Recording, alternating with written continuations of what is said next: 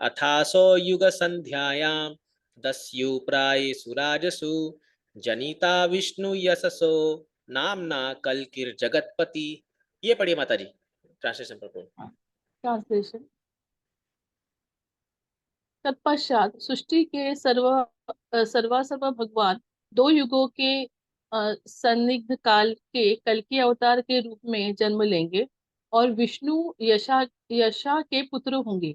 हम्म। उस समय पृथ्वी के शासक लुटेरे बन चुके होंगे। हाँ, यस, तात्पर्य। तात्पर्य भाई भक्तिवेदांत स्वामी श्रील प्रभुपाद। यहाँ पर भगवान द्वारा कल्कि रूप में अवतार लेने की एक और भविष्यवाणी है। उन्हें दो युगों के संध्यकाल के अर्थात कलयुग के अंत और तथा सतयुग के प्रारंभ के में जन्म लेना है। सत्य, त्रेता, द्वापर तथा कली, इन चार युगों का चक्र मास चक्र की भांति चलता रहता है। वर्तमान कलियुग 4,32,000 वर्ष तक चलेगा, जिससे जिसमें से कुरुक्षेत्र युद्ध तथा राजा परीक्षित के राज्य के अंत के बाद से लगभग 5,000 वर्ष बीत चुके हैं। अतः 4,27,000 वर्ष अभी भी शेष है। इस काल के बाद कल की अवतार होगा, जैसे कि श्रीमद् भागवत में भविष्यवाणी की गई है। उनके पिता एक विद्वान ब्राह्मण विष्णु यशा होंगे और उनका ग्राम संभल बताया गया है। जैसे कि ऊपर कहा जा चुका है, ये सारी भविष्यवाणियां कालक्रम में सिद्ध होंगी। श्रीमद् भागवत की यही प्रामाणिकता है। हाँ, तो देखिए, यहाँ कल की अवतार के बारे में बताया जा रहा है, तो एकदम क्लियर कट मेंशन है कि कलयुग के अंत में 4,27,000 साल और बीतने के बाद वो जन्म लेंगे संभाल गांव में विष्णु यशा के पुत्र के रूप में। तो अगर आप 12th कैंटो भागवतम पढ़ेंगे तो वहां पर आप देखेंगे कि और डिटेल बताया गया कैसे कलयुग का एंड होगा, फिर से सतयुग स्टार्ट होगा। तो ये बहुत डिटेल में बताया गया है। ये भागवतम क्या भविष्यवाणी है, इसको कोई रोक नहीं सकता। एक बार हम लोग दिल्ली में थे, दिल्ली में वो वैदिक एक्सपो बनाया है वहां पर, बहुत सुंदर। तो बहुत सारे अवतारों का वहां पर पिक्चर रखा था, तो कल्कि का भी पिक्चर रखा हुआ था। आप देखते हो भागवत में पिक्चर है कल्कि अवतार का। तो वहां पर जो व्यक्ति था जो लोगों को वो दिखा रहा था सब, तो ऐसी कुछ गेस्ट लोग चल रहे थे, तो वो लोग बात करने लगे, सुना है कल्कि अवतार अभी हो गए हैं भारत में कहीं पर। तो वो जो व्यक्ति था वो भी बोला हाँ हाँ मैंने भी सुना है। तो एक ब्रह्मचारी उसको डांटा, बोला तुम किसके साइड से हो, इस्कॉन के सी उसके आम पब्लिक के साथ, जितना बोला गया उतना ही बोला करो। तो क्या है, वो अपना स्पेकुलेशन करा था। तो इसलिए आप देखोगे बहुत सारे स्पेकुलेशन चलते हैं अभी। कोई बोलता है इधर अवतार हो गया, कोई ये अवतार हो गया, ये सब फेक है। क्योंकि भागवतम में क्लियर कट मेंशन है कि कल की अवतार कब होंगे, और उनका एक ही काम होगा उस समय, तलवार। हाँ, वो और किसी की बात नहीं सुनेंगे। कोई कुछ कर जो भी लुटेरे, मतलब जो भी तमोगुण रजोगुण में लोग होंगे, वो सीधा तलवार से उनका गला कटा जाएगा, और फिर जो है उनको वापस से भगवान विष्णु के शरीर में जाके फिर से सतयुग में जन्म लेंगे, ऐसा होगा। और जो भी रजोगुण सत्वगुण में बहुत ही कम लोग होंगे, लेकिन जो भी रहेंगे उनको भगवान उद्धार करके भगवधाम ले जाएंगे, ऐसा मेंशन है 12th कैंटो में। तो इसीलिए ये हमें कभी भ्रम में आना चाहिए कि ये अवतार वो अवतार। तो अब प्रश्न आता है चैतन्य महाप्रभु का अवतार के बारे में, तो उसमें क्लियर कट मेंशन है श्रीमद् भागवतम में, जो है कृष्ण वर्णतु सा कृष्णम सांगो पांगार सपार्षदम। तो ये पूरा स्पष्ट लेंगे, छन्न अवतार है, प्रहलाद महाराज भी इसका वर्णन करते हैं। तो ये मेंशन है भागवतम में, बट कल के अवतार का तो स्पष्ट इसमें मेंशन किया गया है। ठीक है, अगला पढ़ते हैं 26।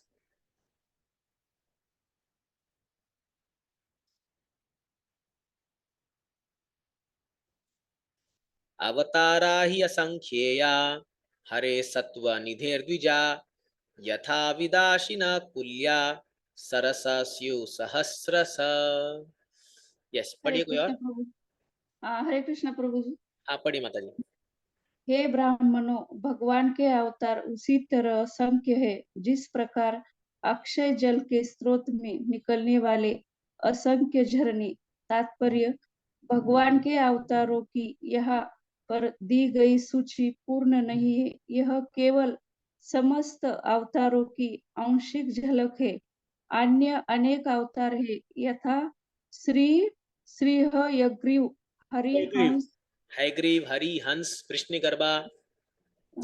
पढ़िए। विभु विभु सत्यसेन वैकुंठ सार्वभौम विक्वसेन विश्वक्सेना, विश्वक्सेना धर्मसेतु सुधामा योगेश्वर बृहत भानु तथा प्राचीन युग के अन्य अनेक अवतार श्री प्रहलाद महाराज ने अपनी स्तुति में कहा है, हे प्रभु, आप अपने भक्तों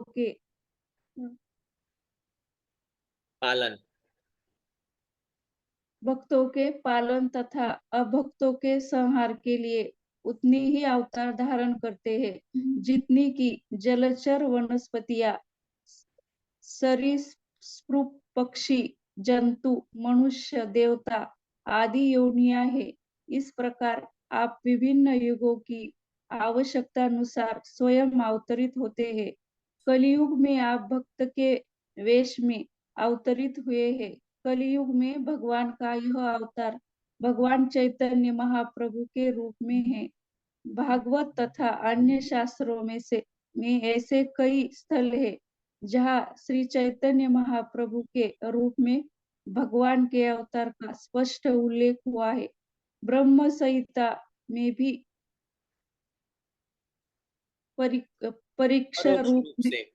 परोक्ष रूप में कहा गया है कि यद्यपि भगवान के अनेक अवतार हुए हैं, यथा राम, नरसिंह, वराह, मत्स्य, कूर्म आदि, लेकिन कभी कभी भगवान खुद अवतरित होते हैं। अंततः भगवान कृष्ण तथा भगवान श्री चैतन्य महाप्रभु अवतार नहीं है, अपितु वे अन्य समस्त अवतारों के मूल उद्गम है। इसकी स्पष्ट व्याख्या अगले श्लोक में की गई है। इस तरह भगवान उन असंख्य अवतारों के अक्षय स्रोत है जिनका उल्लेख सदा नहीं किया जाता, किंतु ऐसे अवतार विशिष्ट अलौकिक कार्यकलापों के कारण विख्यात होते हैं जो किसी सामान्य जीव द्वारा संपन्न नहीं हो सकते। भगवान के प्रत्यक्ष तथा अप्रत्यक्ष शक्त्यावेशित अवतारों की यही सामान्य पहचान है। ऐसे कुछ अवतार जिनका ऊपर उल्लेख हुआ है प्राय पूर्णांश है। उदाहरणार्थ कुमारगण दिव्य ज्ञान से विभूषित थे, नारद भक्ति के अविष्ट थे, महाराज पृथु प्रशासनिक कार्य की शक्ति में युक्त थे, मत्स्य अवतार प्रत्यक्ष पूर्णांश है। इस तरह समग्र ब्रह्मांडों में भगवान के असंख्य अवतार उसी तरह से निरंतर होते रहते हैं जिस प्रकार जल प्रपातों से निरंतर जल बहता रहता है। देखिए तो बता रहे हैं कि जिस प्रकार से जल प्रपात से, मतलब मान लीजिए कोई एक सोर्स है, जैसे मान लीजिए गंगोत्री यमुनोत्री जो जगह से, और निरंतर पानी बह रहा है, उस प्रकार से निरंतर अवतार आ जा रहे हैं। Just imagine. और एक जगह भागवत में लिखा गया है कि जिस प्रकार आप समुद्र के तट पर कितने रेती के कण हैं, बालू के कण हैं, वो नहीं गिन सकते, उसी प्रकार आप भगवान के असंख्य अवतारों को नहीं गिन सकते। क्यों? क्योंकि भगवान ऐसा नहीं कि केवल ये इस एक ब्रह्मांड में, असंख्य ब्रह्मांड में भगवान अलग अलग रूप लेके जाते हैं। और केवल मनुष्य में नहीं, जलचर में, स्थलचर में, पक्षियों के में, जानवरों में, सब में भगवान अलग अलग अवतार लेते हैं। तो सोचिए जीवात्मा को भगवान अपने पास बुलाने के लिए कितना प्रयास कर रहे हैं, कितने रूप में आ रहे भगवान, कितना उनको गाइड कर रहे हैं, उनको जो है अपनी ओर खींचने के लिए आकर्षण कर रहे हैं।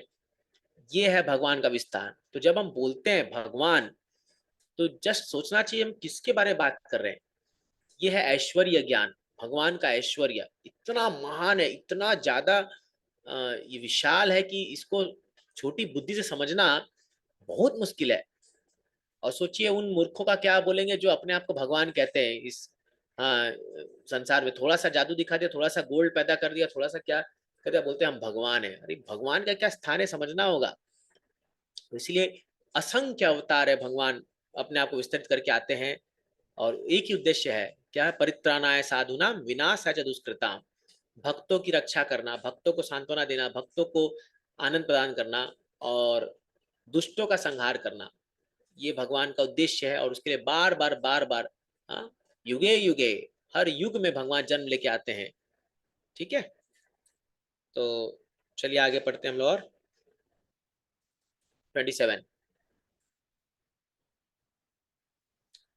ऋषयो मनवो देवा मनुपुत्रा महौजसा, कला सर्वे हरेरेव स प्रजापतय स्मृता। पढ़िए। सारे ऋषि मुनि देवता तथा विशेष रूप से शक्तिशाली मनु की संतानें भगवान के अंश या उन अंशों की कलाएं हैं। इसमें प्रजापतिगण भी सम्मिलित है। हाँ, तो अपेक्षातया कम शक्तिशाली होते हैं वे विभूति कहलाते हैं, और जो अधिक शक्तिशाली होते हैं वे आवेश अवतार कहलाते हैं। हाँ, तो सब एक मिनट रुके, इसमें देखिए, बता रहे सारे ऋषि मनु देवता तथा विशेष रूप से शक्तिशाली मनु की संतानें भगवान के अंश या उन अंश के कलाएं हैं। तो प्रजापति, ऋषि, मनु, ये सब भी भगवान के ही अंश हैं। तो वास्तव में हम सब भी भगवान के अंश हैं और हम विभिन्न अंश है भगवान के। लेकिन ये सब जो है ये भगवान के स्वांश हो जाते हैं, जो अवतार होते हैं वो स्वांश है, और हम विभिन्न अंश है, सेपरेटेड पार्ट एंड पार्सल। और विभिन्न स्वांश मतलब खुद के ही शरीर से निकले हुए, आपको सभी खुद उनके शरीर से निकले, लेकिन उनकी शक्ति उनमें है। हम में भी भगवान की शक्ति है, लेकिन एक किंचित मात्रा में है। अभी जो विभूति जो है भगवान की, तो वो आप जब 10वें अध्याय में पढ़ोगे विभूति योग भगवत गीता में, तो भगवान की शक्तियां का झलक देखने को मिलता है हम लोग को इस संसार में। जैसे भगवान बोलते हैं ना कि नक्षत्राणाम अहम शशि, तो नक्षत्रों में मैं चंद्रमा हूं। तो चंद्रमा को भगवान ने विशेष कुछ गुण दिया है। हाँ, और ये जैसे भगवान बोलते हैं I am the taste of water. तो ऐसे जो भगवान के अलग अलग विभूतियां हैं, वो जब हम पर्टिकुलर एक वस्तु को देखते हैं तो उनको, जैसे भगवान देवानाम अहम इंद्र, मैं देवताओं में मैं इंद्र हूं, पांडवों में अर्जुन हूं। तो जो सबसे बेस्ट चीज है इस दुनिया में वो भगवान से तुलना की जाती है उसकी, तो वो भगवान की विभूति है। इसका मतलब ये नहीं कि अर्जुन भगवान हो गए, लेकिन वो भगवान की विभूति है क्योंकि भगवान ने उनको विशेष शक्ति दी है, विशेष कुछ कार्य के लिए उनको शक्ति प्रदान की है। ठीक है, ये और हम लोग शायद विभूति योग में इसको क्लियर हो जाता है जब 10th चैप्टर भागवतम का डिस्कशन हुआ था। अब आ गया परिभाष सूत्र भागवतम का, जो सबसे इंपॉर्टेंट श्लोक है श्रीमद भागवतम का। पूरे भागवतम का ये सबसे इंपॉर्टेंट श्लोक है, 28वां श्लोक है। इसको सबको याद करना है, तो हम लोग वही पढ़ेंगे इसको 3 बार, सब लोग पढ़ेंगे। एते चांसा कला पुंसा कृष्णास्तु भगवान स्वयं, इंद्रारी व्याकुलम लोकम मृडयन्ति युगे युगे। एते चांसा कला पुंसा कृष्णस्तु भगवान स्वयं, इंद्रारी व्याकुलम लोकम मृडयन्ति युगे युगे। एते चांसा कला पुंसा कृष्णस्तु भगवान स्वयं, इंद्रारी व्याकुलम लोकम मृडयन्ति युगे युगे। क्यों 3 बार हमने पढ़ा? क्योंकि ये परिभाष सूत्र है। परिभाष सूत्र का मतलब क्या होता है कि कोई भी शास्त्र का एक ऐसा श्लोक जो उस शास्त्र के, वो शास्त्र हमको क्या देना चाहता है, वो एक श्लोक डिफाइन कर दे उसको। कि अगर पूरे भागवतम को पढ़ करके निष्कर्ष क्या निकलना चाहिए, वो ये निष्कर्ष निकलना चाहिए। ये श्लोक है, बहुत इंपॉर्टेंट श्लोक है। प्रभुपाद जी अनगिनत बार इसको कोट करते हैं अपने पूरे लेक्चर्स में और बुक्स में, हर जगह में सबको याद होना चाहिए श्लोक, इतना इंपॉर्टेंट है ये 1328। हाँ, यस, पढ़िए, तो इसका अनुवाद आप पढ़िए। हरे कृष्ण प्रभु जी। हाँ, पढ़िए माता जी। उपर्युक्त सारे अवतार या तो भगवान के पूर्ण अंश या पूर्णांश के अंश कलाएं हैं, लेकिन श्री कृष्ण तो आदि पूर्ण पुरुषोत्तम भगवान हैं। वे सब विभिन्न लोकों में नास्तिकों द्वारा उपद्रव किए जाने पर प्रकट होते हैं। भगवान आस्तिकों की रक्षा करने के लिए अवतरित होते हैं। तात्पर्य: इस विशिष्ट श्लोक में भगवान श्री कृष्ण को अन्य अवतारों से पृथक किया गया है। उनकी गणना अवतारों में की जाती है क्योंकि अहेतु की कृपावश वे अपने दिव्य धाम से अवतरित होते हैं। अवतार का अर्थ होता है नीचे उतरने वाला। भगवान के सारे अवतार, जिसमें स्वयं भगवान सम्मिलित हैं, विशेष उद्देश्यों की पूर्ति के लिए भौतिक जगत के विभिन्न लोकों में तथा विभिन्न योनियों में अवतरित होते हैं। कभी वे स्वयं आते हैं और कभी उनके अलग अलग पूर्णांश, अंश या अंशांश, कला या फिर उनके द्वारा प्रत्यक्ष अथवा अप्रत्यक्ष रूप से आवेशित अंश इस भौतिक जगत में विशिष्ट कार्यों को संपन्न करने के लिए अवतरित होते हैं। भगवान मूल रूप से समस्त ऐश्वर्य, सामर्थ्य, यश, सौंदर्य, ज्ञान तथा वैराग्य से पूर्ण होते हैं। जब ये पूर्णांशों या अंशांशों द्वारा अंशतः प्रकट होते हैं, तो यह समझना चाहिए कि उन विशिष्ट कार्यों के लिए उनकी विभिन्न शक्तियों के प्राकट्य की आवश्यकता होती है। जब कमरे में बिजली के छोटे-छोटे लट्टू जलते हैं, तो इसका अर्थ यह नहीं होता कि बिजली घर केवल इन्हीं लट्टुओं पर सीमित है। उसी बिजली घर से भारी क्षमता वाले बड़े-बड़े औद्योगिक डायनामो चलाए जा सकते हैं। इसी प्रकार भगवान के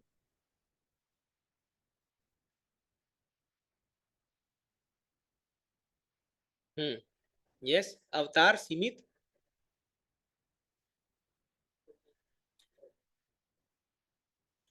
हरे कृष्णा। हरे कृष्ण प्रभु जी। हाँ माता जी कंटिन्यू। इसी प्रकार भगवान के अवतार सीमित शक्ति का ही प्रदर्शन करते हैं, क्योंकि उस समय उतनी ही शक्ति की आवश्यकता होती है। उदाहरणार्थ, भगवान परशुराम ने विरोधी क्षत्रियों का 21 बार संहार करके तथा भगवान नृसिंह ने अत्यंत शक्तिशाली नास्तिक हिरण्यकशिपु को मार करके असामान्य ऐश्वर्य का प्रदर्शन किया। हिरण्यकशिपु इतना शक्तिशाली था कि उसकी भौहें टेढ़ी करने से ही कांपने लगते थे। उच्च लोगों के देवता आयु, सौंदर्य, संपत्ति, साज सामग्री तथा अन्य मामलों में यहाँ के धनी से धनी मनुष्यों से बढ़ चढ़कर होते थे, तो भी वे सब हिरण्यकशिपु से भयभीत थे। इस प्रकार हम कल्पना कर सकते हैं कि इस भौतिक जगत में हिरण्यकशिपु कितना शक्तिशाली था, किंतु भगवान नृसिंह ने अपने नाखूनों से इस हिरण्यकशिपु के भी खंड खंड कर दिए। इसका अर्थ यह हुआ कि भौतिक दृष्टि से कोई चाहे कितना ही बलशाली क्यों ना हो, वह भगवान के नाखूनों की शक्ति का सामना नहीं कर सकता। इसी प्रकार जामदग्नि ने समस्त अवज्ञाकारी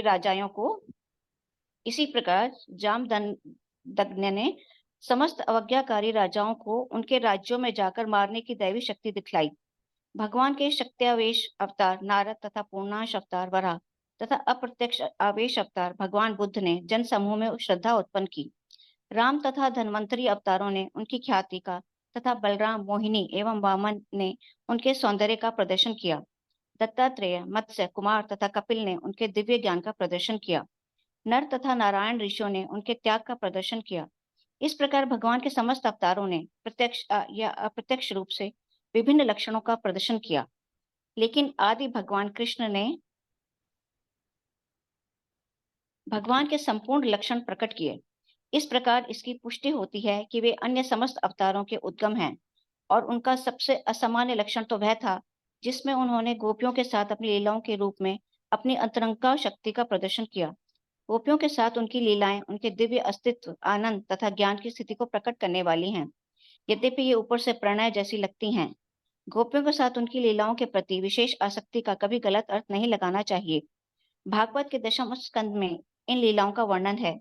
गोपियों के साथ कृष्ण की लीलाओं के दिव्य स्वरूप को समझ पाने के लिए किसी भी जिज्ञासु को यह भागवत अन्य 9 स्कंदों द्वारा धीरे धीरे अग्रसर कराता है। श्री जीव गोस्वामी के कथनानुसार यह शास्त्र सम्मत है कि भगवान कृष्ण अन्य समस्त अवतारों के उद्गम हैं। ऐसा नहीं है कि भगवान कृष्ण के अवतार का कोई स्रोत है। परम सत्य के सारे लक्षण भगवान श्री कृष्ण के व्यक्तित्व में पूर्ण रूप से निहित हैं, और भगवत गीता में भगवान स्पष्ट घोषित करते हैं कि उनके समान या उनसे बढ़कर कोई नहीं है।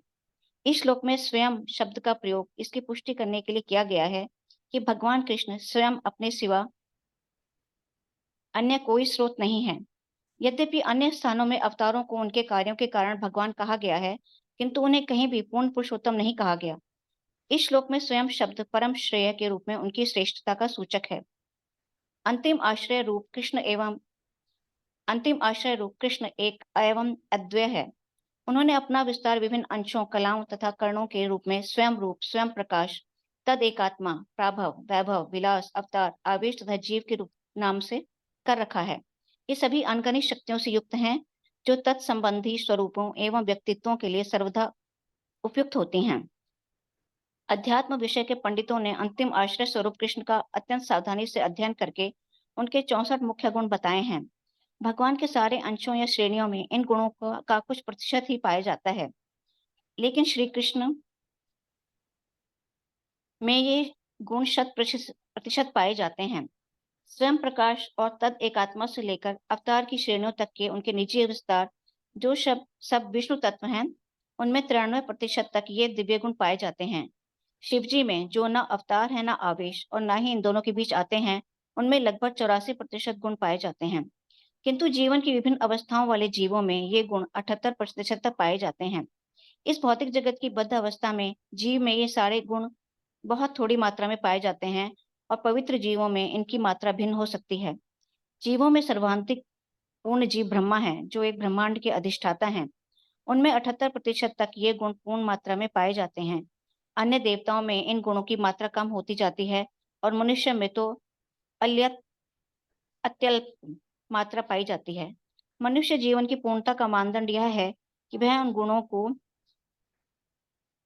78% तक पूर्ण मात्रा में बढ़ाए। जीवन में कभी भी शिव, विष्णु या भगवान कृष्ण के समान गुण नहीं आ सकते।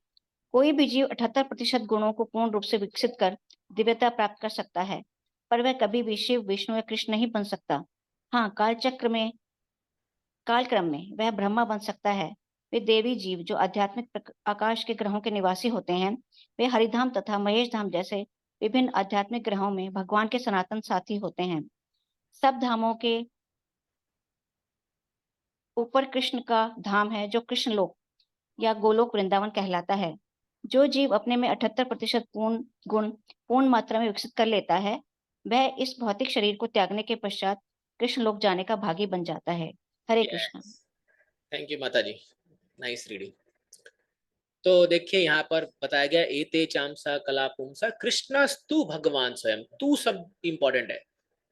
कृष्णस्तु पॉइंटिंग आउट कि अन्य सभी अवतारों में हम कृष्ण का नाम लेते हैं। जैसे 10 अवतार में भी केशव, धृता, कृष्ण का भी नाम आता है 10 अवतार में भी, लेकिन एक विशेष करके ये सभी अवतार जो है ये कला है, ये अंश है। कला मतलब अंश के अंश। बट कृष्णस्तु भगवान स्वयं, हे कृष्णा आप परम भगवान हो। ये बात जानना बहुत जरूरी है, खासकर हम साधकों के लिए जो कृष्ण भक्ति कर रहे हैं। ये बात को हमारे पूरे हृदय में, मस्तिष्क में पूरा बैठा लेना चाहिए कि कृष्ण परम भगवान है। तभी जाकर के हम जो है एकांतिक भक्ति कर पाएंगे, केवला भक्ति हम कर पाएंगे। जब हम शुद्ध भक्ति की बात करते हैं तो शुद्ध भक्ति मतलब केवल एक व्यक्ति को शरणागति, केवल कृष्ण। इनफैक्ट प्रभुपाद जी तो भगवद गीता तात्पर्य में भी लिख देते हैं, इवन राम नरसिंह भी हम लोग, ठीक है, हम उनकी पूजा करते, उपासना करते हैं, बट हमारा जो शुद्ध प्रेम है वो केवल कृष्ण के प्रति जाना चाहिए 100%, जैसे गोपियों का भाव है। तो एक्चुअली आप देखोगे एक बहुत इंटरेस्टिंग फैक्ट ये है, सभी भक्त जो जितने भी प्रकार के भाव में हैं, वो अन्य भाव के लोगों को सम्मान देते हैं, लेकिन वो अपना भाव नहीं छोड़ते। जैसे हनुमान जी, तो एक बार हनुमान जी के सामने प्रभु रामचंद्र जो है वो कृष्ण ने उनको बुलाया और कृष्ण ने उनको कुछ सेवा दिया कि तुम मेरे असिस्टेंट बनो या कुछ। तो बोले प्रभु मुझे आपका वो राम अवतार ही बहुत पसंद है और मुझे वही सेवा चाहिए। जैसे मुरारी गुप्ता, वो भी हनुमान जी के अवतार थे। तो जब चैतन्य महाप्रभु ने मुरारी गुप्ता को कहा कि मुरारी तुम हरे कृष्ण महामंत्र जप क्यों नहीं करते, तो बोलता है प्रभु मैं क्या करूं, मेरा मुंह जैसे ही खुलता है राम राम राम राम ही मुंह से निकलता है मेरा, मैं क्या करूं, मेरे मुंह और कोई नाम मेरे मुंह से निकलता ही नहीं है। तो नेक्स्ट दिन मुरारी गुप्ता जो है वो जा करके सुसाइड करने के लिए सोच लिया। वो बोला कि मैं इतना पापी हूं कि महाप्रभु का आदेश में पालन नहीं कर पा रहा हूं, तो मेरे जीवन का क्या फायदा, मैं जाकर के गंगा में डूब करके अपना शरीर त्याग देता हूं। और महाप्रभु को पता चल गया महाप्रभु तो परमात्मा है, वो जाकर के रोके, बोले क्या कर रहे हो, बोले महाप्रभु मुझे माफ कीजिए, मैं आपकी आज्ञा नहीं मान पा रहा हूँ, मैं कृष्ण का नाम नहीं ले पा रहा हूँ, मैं इतना पापी हूँ कि मेरे मुंह से कृष्ण का नाम नहीं निकल रहा। तो बोले अरे तुम पापी, तुम इतने धन्य हो। फिर महाप्रभु बोलते हैं धन्य से ही भृत्य ये ना छाड़े प्रभु चरण। अरे तुम जैसा भृत्य, तुम जैसा सेवक, तुम जैसा दास धन्य है जो कभी भी अपने स्वामी का चरण नहीं छोड़ता। एंड धन्य से ही प्रभु ये ना छाड़े निज जना, और धन्य ऐसे मालिक, ऐसे भगवान, ऐसे प्रभु जो अपने सेवक को नहीं छोड़ते। आज सुबह भागवतम क्लास में बता रहा था ये फर्स्ट टाइम कैसे अपने मास्टर को ग्रेटफुल होना चाहिए। तो मैं बता रहा था उसमें कि जब गोपियां रासलीला में, जब कृष्ण उनका आलिंगन करते हैं गोपियों का, क्योंकि कृष्ण अपने आप को विस्तरित करके बहुत सारे रूप में विस्तरित कर लेते हैं, और जब वो आलिंगन करते हैं गोपियों का, तो हर एक गोपी भगवान के सोचो आप कंधे में लिपटे हुए हैं, मतलब उनके, लेकिन उनका नजर कहां पर है? राधा रानी के चरण पर है। कि आज ये जो हमको स्थान मिला है कि हम कृष्ण के साथ आलिंगन में हम हैं, ये केवल हमारी स्वामिनी राधा रानी की कृपा से मिला है, और वो राधा रानी को याद करते हैं। ये है अपने मास्टर के प्रति कृतज्ञता।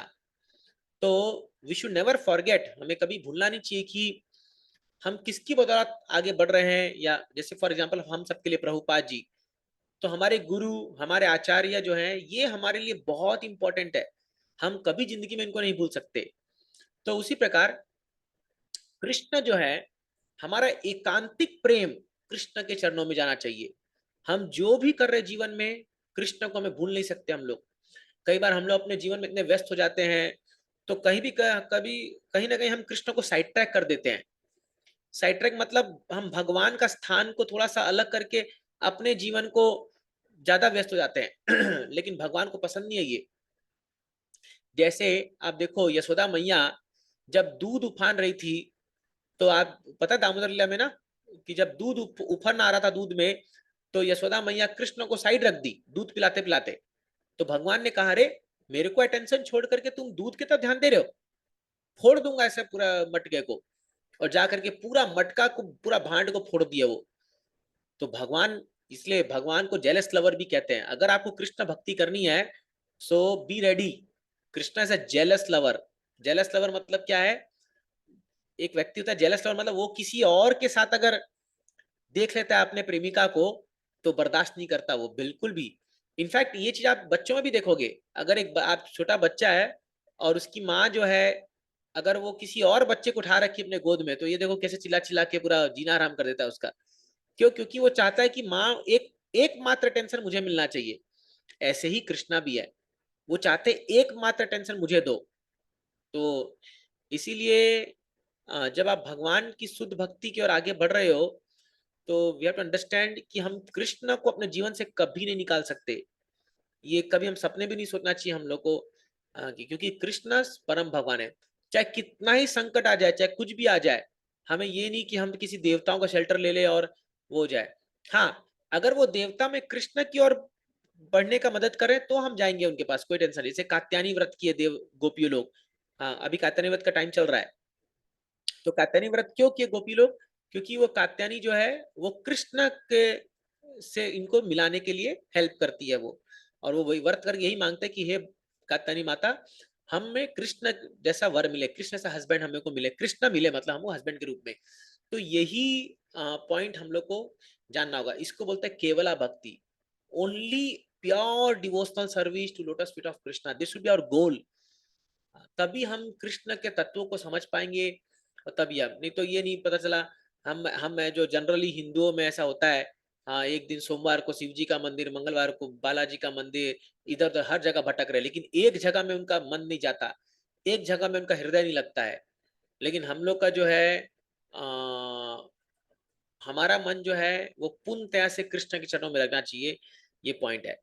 अब यहाँ जीव गोस्वामी बताते हैं, एक्चुअली रूप गोस्वामी एनालाइज करते हैं, कृष्ण 100% भगवान है, क्योंकि उनमें 64 कलाएं पूर्ण रूप से उनमें विद्यमान है। और नारायण में, भगवान विष्णु में 60 कलाएं हैं, इसलिए 93% बताया गया वहां पर। और शिव जी में जो है वो 86% है, 56 क्वालिटीज है शिव जी में। और जीव के आत्मा के अंदर मैक्सिमम 50 क्वालिटी आ सकती है, जो ब्रह्मा जी के अंदर है 50 क्वालिटी। अब पूरी क्वालिटी क्या होता है तो मुझे पता नहीं, वो डिटेल में लिखा है, एनओडी इस समय लिखा होगा किताब में। बट कृष्ण की 4 कलाएं जो नारायण में भी नहीं है, वो मैं पहले बता चुका हूं, वो है रूप माधुरी, वेणु माधुरी, लीला माधुरी, भक्त माधुरी। भगवान का सुंदरता, उनकी रूप जो है, इवन भगवान विष्णु में भी ऐसा रूप नहीं है जो सुंदरता है कृष्ण की। रूप माधुरी, वेणु माधुरी, भगवान की जो मधुर वेणु है, बहुत जैसा किसी के पास नहीं, पूरे ब्रह्मांड में, पूरे सृष्टि में नहीं है किसी के पास ऐसा। और लीला माधुरी, जो लीला, जो सुंदर लीला भगवान कृष्ण करते हैं वैसा और कोई नहीं कर सकता। और देन भक्त माधुरी, जो भक्त वत्सलता भगवान कृष्ण की है वो कोई भी नहीं। इसीलिए जो शुद्ध भक्त होते हैं वो कभी वैकुंठ भी जाना पसंद नहीं करते, है ना। ऑफकोर्स हम लोग तो वैकुंठ के भी लायक नहीं है, लेकिन जो प्योर ड्यूटी होते हैं ना, उनको खाली व्रज भक्ति चाहिए, शुद्ध व्रज प्रेम, वृंदावन।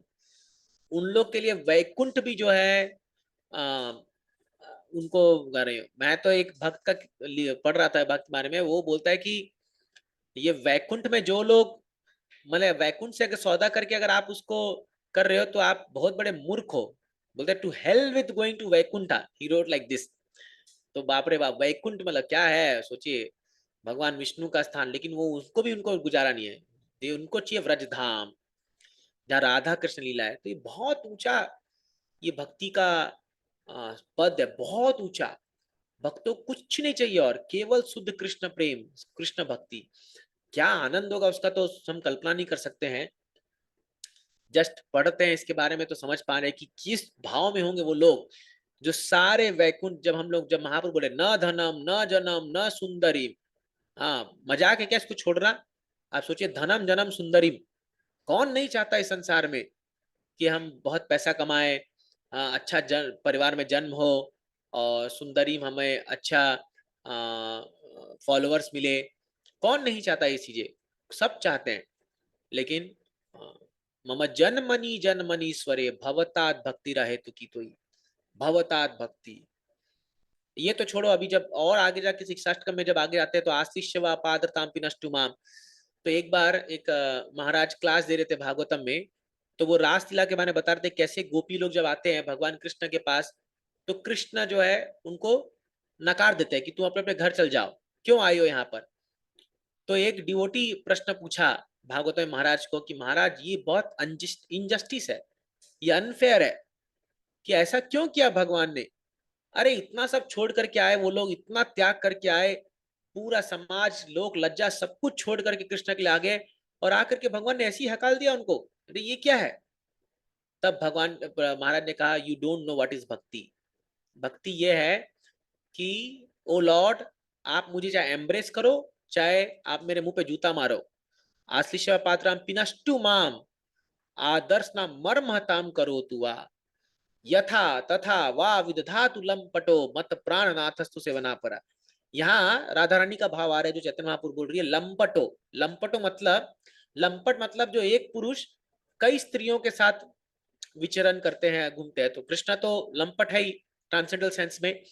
तो राधा रानी क्या बोलती है कि यदि तुम मुझे अपना सानिध्य दे रहे हो तो मेरे लिए बहुत खुशी की बात है, ठीक है, लेकिन यदि मैं देख रही हूँ कि तुम किसी और स्त्री के साथ भी घूम रहे हो, तब भी तुम मेरे स्वामी हो, मेरे प्राणनाथ हो। मत प्राणनाथस्तु सेवना पर, और मैं किसी को देख ही नहीं सकती। जस्ट इमेजिन क्या लेवल है ये भक्ति का। तो इसीलिए क्या है, Krishna is not God only जब वो हमारे सारी जरूरतें पूरी कर रही है या हमें बहुत सुख दे रहे हैं तब हमारे भगवान है। एक्चुअली वो हमारे भगवान तभी भी है जब वो हमको, चाहे जीवन में कुछ कष्ट आ रहा है, चाहे हमारी बात नहीं सुन रहे हो, चाहे हमारे जीवन में बहुत उथल पुथल चल रहा हो, जो भी हो, प्राणनाथ कृष्ण है। यही एक भक्तों का सबसे बड़ा ऑर्नामेंट है। क्या, I will never leave Krishna what ever may happen in my life. मेरे जीवन में कुछ भी हो जाए, कृष्णा आपको नहीं छोड़ सकते हम, चाहे कुछ भी हो जाए। और यही बात भगवान को बहुत पसंद आती है, बहुत ज्यादा पसंद आती है अपने भक्तों के विषय में कि कितना प्रेम करते हैं वो लोग भगवान से, और तभी भगवान अपने आप को सोल्ड आउट कर देते हैं ऐसे भक्तों को। तो इसलिए कृष्णस्तु भगवान स्वयं, ये बात जानना बहुत जरूरी है। आप परम भगवान हो कृष्ण। हाँ, इंद्रारी व्याकुलम लोके मणयंती योग्य योग्य। जब इंद्रारी मतलब इंद्र के राज्य में जब कोई हलचल आता है, व्याकुल होते हैं लोग, तो मृदयंती युगे युगे, आप हर युग में आते हो। तो ये परिभाष सूत्र है, इस पे बहुत बड़े बड़े कमेंट्री लिखी गई है, और प्रभुपाद जी भी यहाँ पर बता रहे हैं। और प्रभुपाद जी इवन भगवता के 10th चैप्टर में अहम सरस प्रभु में बहुत सारा कोट करते हैं, रेफरेंस कर दिखाते हैं कैसे कृष्ण परम भगवान है। तो ये हम सबको जानना चाहिए, वाई कृष्णा इज गॉड। ये जानना चाहिए। खासकर भारत में जो आप प्रचार करते हो तो इसके बारे में भगवान के 6 अपुलेंस, भगवान के गुण के बारे में जानना चाहिए ताकि हम लोगों को बताएं। तब जाके लोग कन्विंस होते हैं, है ना, लोग कन्विंस होते हैं। तो इसीलिए जो है this is very very important. ठीक है, तो अभी किसी का कुछ प्रश्न है, कुछ कमेंट है? हमने इतना पढ़ा, तो थोड़ा आगे बढ़ेंगे, 1-2 श्लोक और पढ़ेंगे अभी टाइम है। हरे कृष्ण प्रभु जी। हाँ बोलिए माता जी। हाँ, प्रभु जी, तुकाराम महाराज जी जो है वो तो वैकुंठ में गए थे ना, हाँ तो वहां से भी आगे जा सकते हैं क्या? हाँ हाँ, वैकुंठ फिर ऊपर ये है आपका अयोध्या धाम है, फिर द्वारका धाम है, फिर द्वारका, फिर मथुरा, फिर वृंदावन। तो ये अलग अलग रस के हिसाब से आ, वो धाम की प्राप्ति होती है। तो जो गौड़ीय वैष्णव की जो असली संपत्ति है वो है माधुर्य प्रेम, गोपी के भाव में विप्रलंब सेवा, गोपी के भाव में भगवान की सेवा करना, ये गौड़ीय वैष्णव का स्थान है। स्पेशली आप देखोगे हमारे विश्वनाथ चक्रवर्ती ठाकुर, ये लोग ने जो शास्त्र लिखे हैं सब, इवन हमारे सठ गोस्वामी, सब सेम भाव में, मंजरी रूप भाव में है। तो इसलिए इनको वृंदावन ही पसंद है। तो हमारा स्थान वृंदावन है। ऑफकोर्स हम ये नहीं बोल सकते मुझे वैकुंठ नहीं चाहिए, मुझे वो, क्योंकि हम लोग उसके लायक भी नहीं है, है ना। सो इसीलिए क्या है कि गौड़ीय वैष्णव को वृंदावन ज्यादा पसंद है, इसलिए हम बार बार वृंदावन जाने का प्रयास करते हैं। और ये of course, but you cannot access Vrindavan without worshipping Chaitanya Mahaprabhu. और मायापुर वृंदावन में कोई डिफरेंस नहीं है। तो हम महाप्रभु को वर्शिप करते हैं और महाप्रभु के थ्रू हम राधा कृष्ण को जानने का प्रयास करते हैं। एंड उसके पहले भी निताई, इवन गोस्वामी, कबे हम बूजा बो से जुगल प्रीति, रूप रघुनाथ पदे होई व्याकुति, कबे हमें बूजा बो से जुगल प्रीति, लिखते हैं ना रुपा ठाकुर। रूप रघुनाथ, रूप गोस्वामी रघुनाथ दास गोस्वामी के चरण में कब मेरा प्रेम जागृत होगा, और तब जो है मुझे जुगल प्रीति, राधा कृष्ण के बारे में जानने का मौका मिलेगा, मैं समझ पाऊंगा उनको। हाँ, तो पूछ रहे हैं बाकी 60 कला कृष्ण का मेंशन जो है ये भागवतम में नहीं है, ये नेक्टर ऑफ डिवोशन में है शायद, भक्ति राम सिंधु। मैं ढूंढ के आपको बता दूंगा इसके बारे में। 60 कलाएं जो भगवान के भक्ति राम सिंधु में है, रूपा गोस्वामी लिखते हैं 60 क्या क्या कलाएं। नहीं, वो अलग कैटेगरी है, वो अलग कैटेगरी है, वो अलग कैटेगरी है। ओके, और किसी का कोई प्रश्न है, कुछ कमेंट है? हरे कृष्णा प्रभु जी, दंडवत प्रणाम। हाँ बोलिए प्रभु जी। प्रभु जी, आपने अभी ललित मतलब मुरारी गुप्ता जी का जिक्र किया है कि जो हनुमान जी के अवतार बताए हैं। हाँ तो ऐसा सुना है कि इस धरा पे 7 या 8 विभूति हैं जो चिरंजीवी हैं। हाँ करेक्ट। तो हनुमान जी चिरंजीवी हैं विभीषण के साथ, तो उनका अवतार कैसे संभव है? ओह, अरे वो भगवान के अवतार हनुमान जी जो होते हैं, ये लोग कई सारे रूप ले सकते हैं। जैसे शिव जी का आंशिक अवतार हनुमान जी में आया है, वायु का आंशिक अवतार है। तो एक टाइम पे ये 2 शरीर में रह सकते हैं, एक टाइम में 2 शरीर में रह सकते हैं। तो इसीलिए जैसे आप देखोगे और कौन से भक्त थे जो एक टाइम में 2, जैसे वायुदेव थे, वायुदेव हनुमान जी में भी शरीर में थे, और ऐसे वायुदेव अलग पर्सनालिटी भी है। जैसे भीम, भीम आप देखिए मध्वाचार्य में भी भीम का वो आया था। तो ये एक स्पेशल क्वालिटी है। तो एक जीवात्मा जो होता है वो अपने आप को 8 रूप में एक्सपैंड कर सकता है। इसको अष्ट सिद्धि जो वो बोलते हैं, एक सिद्धि है ये, 8 फॉर्म में अपने आप को एक्सपैंड कर सकते हैं, और एट ए टाइम 8 शरीर में रह सकते हैं। तो इसीलिए कोई बड़ी बात नहीं है ये हनुमान जी के लिए ये करना। ओके ओके प्रभु जी, तो जैसे भगवान जब यहाँ धरा पे से गए, हाँ भगवान ने बोला कि हनुमान जी आप इधर ही रहिए, हाँ। तो एक स्वरूप यहाँ रहे, बाकी वो हनुमान जी साथ में गए होंगे कि नहीं? नहीं, तो वो हनुमान जी जब यहाँ है तो एक्चुअली ये जो भगवान के शुद्ध भक्त होते हैं, इनके लिए स्पिरिचुअल वर्ल्ड और मटेरियल में कोई डिफरेंस नहीं होता,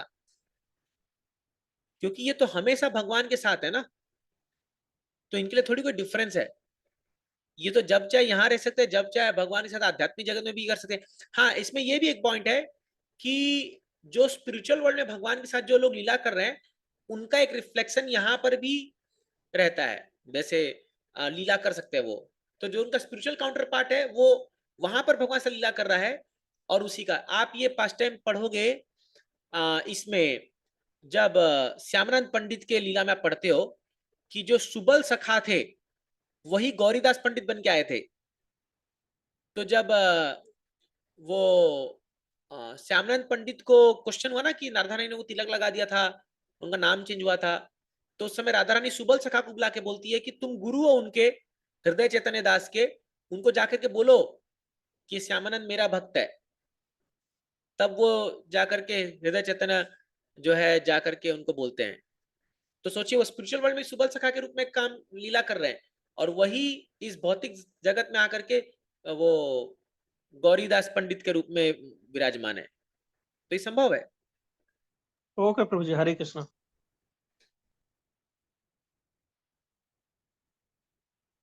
ओके। हरे कृष्ण प्रभु जी, दंडवत प्रणाम।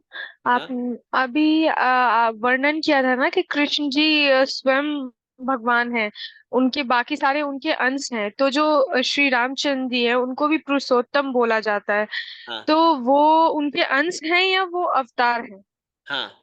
तो राम जी जो है मर्यादा पुरुषोत्तम है, वो अवतार है, वो अवतारी नहीं है। कृष्णा पूर्ण पुरुषोत्तम है। पूर्ण पुरुषोत्तम मतलब कंप्लीट गॉड हेड। और राम जी मर्यादा पुरुषोत्तम है, वो एक पर्टिकुलर क्वालिटी को बहुत जबरदस्त एग्जिबिट किए हैं भगवान रामचंद्र। तो ऑफ जी कोर्स तो लीला अवतार है भगवान के। राम, नरसिंह, कृष्ण, ये सब लीला अवतार है भगवान के, माने टॉप मोस्ट अवतार है, इनका स्पेशल रोल है। बट स्टिल वो पूर्ण पुरुषोत्तम नहीं है। पूर्ण पुरुषोत्तम कृष्ण है अकॉर्डिंग टू प्रभुपाद, चैतन्य चरितामृत, चैतन्य महाप्रभु, है ना। नहीं तो फिर यहाँ बोलते हैं ना राम तू भगवान स्वयं है, तो कृष्ण को बोला गया, स्पष्ट लिखा गया है कृष्णस्तु भगवान स्वयं। तो जी कृष्ण से ही राम जी अवतरित होकर के आते हैं। हालांकि देखा जाए तो राम जी पहले आ जाते हैं इस युग में, बट द्वापर में कृष्ण आते हैं। तो कई लोग कंफ्यूज, कई लोग बोलते हैं राम से कृष्ण आए, लेकिन नहीं, Krishna is the complete Godhead. ठीक है, जी जी Hare Krishna. Okay, fine. So और किसी को कुछ पूछना है? No no, we can stop. I want to tell something about book distribution. So Hare Krishna, जैसा कि आप लोग जानते हैं कि ये जो दिसंबर का महीना है, ये हम सभी इस्कॉन डिवोटीज के लिए बुक मैराथन का समय है। और हम सब लोग प्रयास कर रहे हैं कि जैसे जितना हो सके ग्रंथ लोगों तक पहुंचाएं। देखिए, आप बड़े सौभाग्यशाली हैं कि आप प्रभुपाद जी से जुड़े, और आप लोग अपने जीवन में इस भक्ति के कई सारे तत्वों को जान रहे हो, समझ रहे हो, भागवतम पढ़ रहे हो। ये आपकी बड़ी आपकी सुकृति है और आपका श्रद्धा है, प्रभुपाद जी की कृपा है। लेकिन बहुत सारे ऐसे लोग दुनिया में घूम रहे हैं, 99% लोग, इनफैक्ट बहुत सारे, जो जानते ही नहीं है कि प्रभुपाद जी कौन है, इस्कॉन क्या है, या कभी बस इस्कॉन सुने होंगे, बट उनकी फिलॉसफी और कभी उनको समझ में नहीं आया। तो देखिए, जीवन में एटलीस्ट हमारा प्रयास होना चाहिए कि एक आदमी एक बार तो प्रभुपाद जी का कोई ग्रंथ पढ़ के जाए। ऐसा ना हो कि कोई व्यक्ति इस संसार से चला जाए और प्रभुपाद जी का ग्रंथ उसके संपर्क में ना आए। प्रभुपाद जी बोलते थे कि कोई व्यक्ति अगर मेरे ग्रंथ का एक श्लोक भी अगर टच पढ़ लेगा तो उसको अगला जन्म मनुष्य का मिलेगा। तो ये किताबें, बुक डिस्ट्रीब्यूशन एक बहुत ही बड़ी सेवा है, और हम सबको इसमें भाग लेना है, सबको इसमें प्रयास करना है। तो मैं आप सबसे रिक्वेस्ट करता हूं कि हमने टारगेट बनाया था कि एटलीस्ट हर डिवोटी 20 भगवत गीता, आप सब सक्षम हो 20 भगवत गीता बांटने का प्रयास कीजिए। अभी भी समय, अभी आधा ही बीता है, जनवरी 15 तक 1 महीना समय है, और हमारे कई भक्त लोग बहुत अच्छा डिस्ट्रीब्यूशन कर रहे हैं। खासकर हमारे यूथ के लोग, दीपक प्रभु, श्रीकांत प्रभु, और अरुणा माता जी, और विकास मुंशी प्रभु, अजय हरवंडे प्रभु, ये लोग सब बहुत अच्छा डिस्ट्रीब्यूशन कर रहे हैं। बुक डिस्ट्रीब्यूशन हर दिन जाते हैं, स्टॉल लगाते हैं, बांटते हैं। ये बहुत बड़ी सेवा है। अगर आपको अपने भक्ति में आगे बढ़ना है तो ये सेवा को अगर आप करोगे अच्छे से, तो आपको सबकी कृपा मिलती है, सबकी कृपा, पूरे आचार्यों की कृपा, भगवान कृष्ण की कृपा, राधा रानी की कृपा, सबकी कृपा मिलेगी। तो मैं आप सबसे रिक्वेस्ट कर रहा हूं, प्लीज अपने अपने प्रयास से जो है एटलीस्ट 11 गीता, 21 गीता, जो भी आप डिस्ट्रीब्यूट करना कीजिए। नहीं है तो आप स्पॉन्सर करके बांट दीजिए अपने रिलेटिव्स में, या अपने ऑफिस में, या जहां पढ़ते हैं, जहां जो भी आपके सोसाइटी में, फ्री में बांट दीजिए, कोई दिक्कत नहीं है। लेकिन बांटिए, ग्रंथों को बांटिए। प्रभुपाद जी बोलते थे, this world will become auspicious by this books. और ये किताबें जो है ये कोई साधारण नहीं है। ये किताबें प्रभुपाद जी ने कहा कृष्ण ने स्वयं इन किताबों को लिखा है। तो कृष्ण जो है वो स्वयं इन किताबों को लिखा है भगवान ने। और प्रभुपाद जी बोलते थे ये बुक्स, एक्चुअली मैं आज क्लास में बता रहा था कि एक एस्ट्रोलॉजर ने बोला था प्रभुपाद जी के बारे में कि this man when he writes he emanates fire from his pen. वो अपने पेन से आग उगलते हैं, which can destroy the ignorance of the whole world. पूरे दुनिया के अंधकार को मिटा सकता है ये प्रभुपाद जी का ग्रंथ, ये इतना महत्वपूर्ण है। तो दुनिया में अगर अभी कलयुग का प्रभाव बढ़ते जा रहा है, हम पढ़े अभी कलयुग के बारे में, 5000 साल ही बीता और ये हाल है, सोचिए आगे क्या होने वाला है। सोचिए आपके बच्चों के बारे में, सोचिए आने वाले जनरेशन के बारे में क्या होने वाला है। अगर उनको बचाना है तो क्या चीज काम आएगी सामने? यही ग्रंथ काम आएंगे। हम तो चले जाएंगे एक दिन, कब तक? अभी हम लोग एक क्लास सुन रहे कर रहे हैं, बट हम लोग तो जिंदगी भर थोड़ी रहने वाले हैं, लेकिन ये ग्रंथ रहेंगे, है ना। आज हम चैतन्य महाप्रभु के बारे में सुन पा रहे हैं, पढ़ पा रहे हैं, भागवतम पढ़ पा रहे हैं, क्यों? क्योंकि किसी ने तो इसको लिख करके प्रिजर्व किया, तब तो हम समझ पा रहे हैं। किसने तो लिखा ना, इसको प्रिजर्व किया, व्यासदेव ने, तब तो हमको समझ में आ रहा है कि ऐसे भगवान लीला हुई थी। तो कौन जानता कृष्ण कौन थे, भगवान राम कौन थे? अगर रामायण नहीं लिखते वाल्मीकि जी, अगर महाप्रभु के बारे में नहीं लिखते, तो हम कौन जानता? तो इसीलिए दुनिया को जानना, दुनिया को कृष्ण के बारे में जानना बहुत जरूरी है। और अभी तो प्रभुपाद जी लिख के चले गए, लेकिन हमारा काम है लोगों तक पहुंचाना, हमारा काम है उन तक पहुंचाना। तो इसलिए मैं हम्बली रिक्वेस्ट कर रहा हूँ, एवरी डिवोटी जो भी यहाँ पर है, प्रयास कीजिए। आप शायद मत फील कीजिए कि क्या होगा, जाएगा कि नहीं किताब, नहीं, आप खाली अप्रोच कीजिए, अपने आप बाकी काम होगा। भगवान बुद्धि देंगे, अपने आप होगा। आप, मैं बोला अगर आपको कुछ ऐसा लग रहा है तो किसी डोनेशन मांग के फ्री में बंटवा दो, कोई टेंशन नहीं है। लेकिन एटलीस्ट 20 गीता तो सब व्यक्ति को पर्सनली बांटना चाहिए। ये आप संकल्प लीजिए और ये होगा, ये संभव है। हमारे कुछ भक्त तो 108, 508 ऐसे बांट रहे हैं।